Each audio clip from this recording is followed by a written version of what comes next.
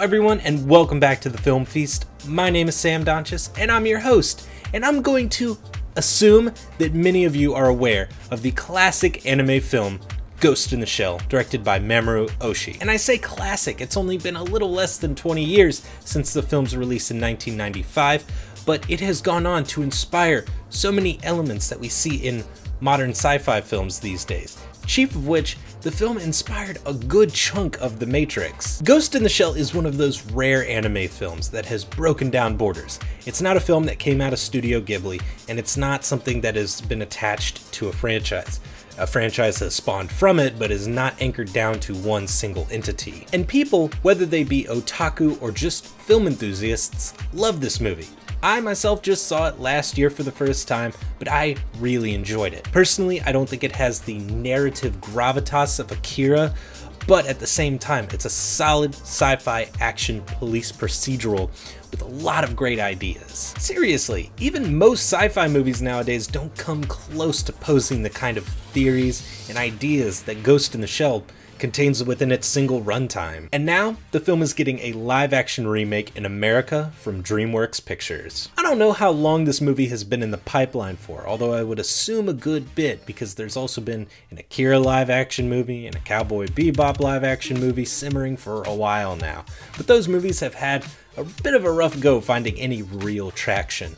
I think the Akira movie is kind of picking up steam, but at the same time, I'm not really thinking about it. I think I remember reading something about a Ghost in the Shell movie a couple of years ago, but I didn't really take the project seriously until a story broke on TheWrap.com about 2 months ago. Actress Margot Robbie entered negotiations in early September to play the lead in the Ghost in the Shell movie.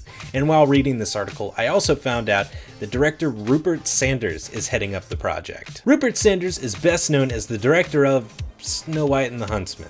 I know, not very encouraging work, but to me, that movie just lacked a good screenplay. I felt it was fairly well directed and extremely well shot. So, other than that, you're just missing the screenplay. And you've already got one! Right here! Back to the lead actress. Margot Robbie is best known for her work in The Wolf of Wall Street, although she also had a small part in last year's About Time. But in The Wolf of Wall Street, she was the best example of young talent, and I got really excited hearing that she might be the lead for Ghost in the Shell. But as it would turn out, Margot Robbie dropped out of negotiations about 2 weeks ago when Warner Brothers got apparently very aggressive with their talks for her part in the Suicide Squad movie. So who did DreamWorks tap to replace Robbie? Scarlett Johansson, of course. Unfortunately, nothing is set in stone yet. Johansson is still in negotiations with DreamWorks, and they offered her $10 million up front to play this lead role. Choosing Scarlett Johansson for this role is a no-brainer to me. I'm surprised she wasn't their first choice. I mean, between Iron Man 2, The Avengers, and Lucy, she is the next big action star. I hope that Scarlett Johansson says yes to this offer. She's perfect for the role, and I think it would be the next big middle finger to Marvel, saying, hey, why haven't y'all made a solo Black Widow movie yet? And finally, I know just as well as all of you do about how terrible Hollywood's track record is with adapting anime into live-action films. But there are a few shreds of hope out there, and I think Ghost in the Shell could possibly be the next one to break that mold. I know, that's a little too optimistic of me to say this early on, but that's one thing that I've always tried to hold true, is just being an optimist and passing that on to other film fans. I'm not saying you should get hyped for an American live-action adaptation of an anime. Hype is the enemy. But you kind of have to look at the facts here. The film might be starring Scarlett Johansson. She's a great actress and a badass as well. And then you have Rupert Sanders, who, yeah, I know, some hesitation comes into play there for sure. But I think he'll do a decent job with directing it, and if he pulls a good team together behind it, it'll be shot very well too. Plus, apparently this has been a project that Steven Spielberg has been wanting to back for some time now, so you'll probably see a producer's credit on there, or probably just an executive producer, but still, that might comfort some people. In short, this is not the time to panic. At least I don't think so. And that's been it for this episode of the Film Feast. Don't forget, Twitter, Facebook page, Letterboxd, I have all that stuff. And join me on the next episode of the Film Feast where I will be talking about Marvel's Doctor Strange. Hold on just a second. The next episode's not going to be about Doctor Strange, as Marvel just made their huge, big announcement, and I wanted to incorporate all the Doctor Strange information into that story, into that episode, which won't be coming for another couple of weeks. I'm still heavily into Ketchup edition mode.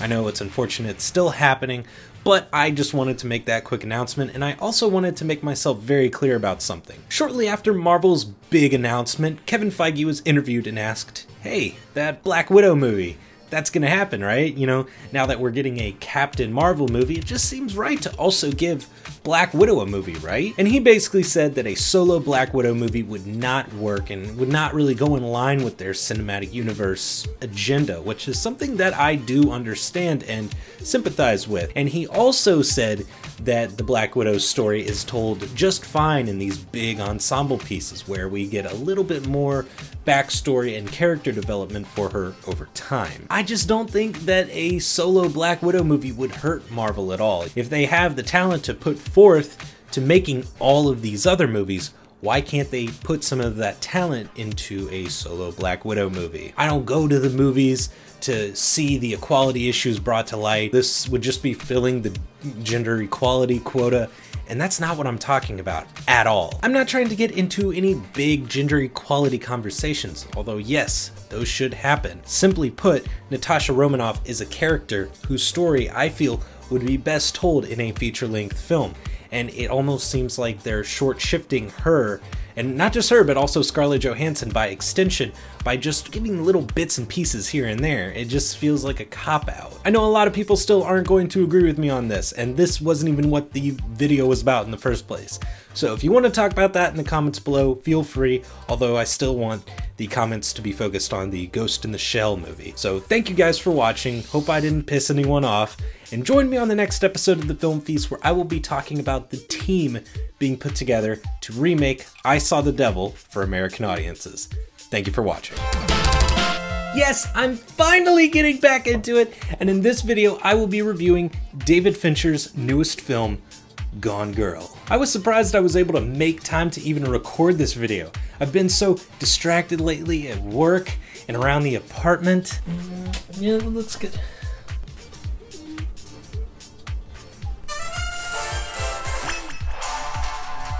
Yeah.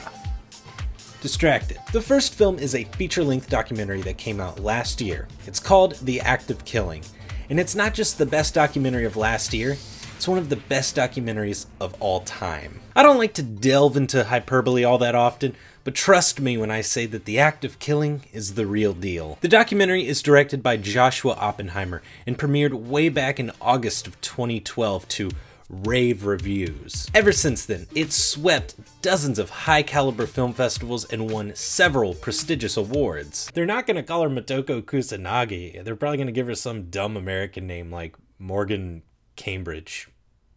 Cambridge with a K. Whatever.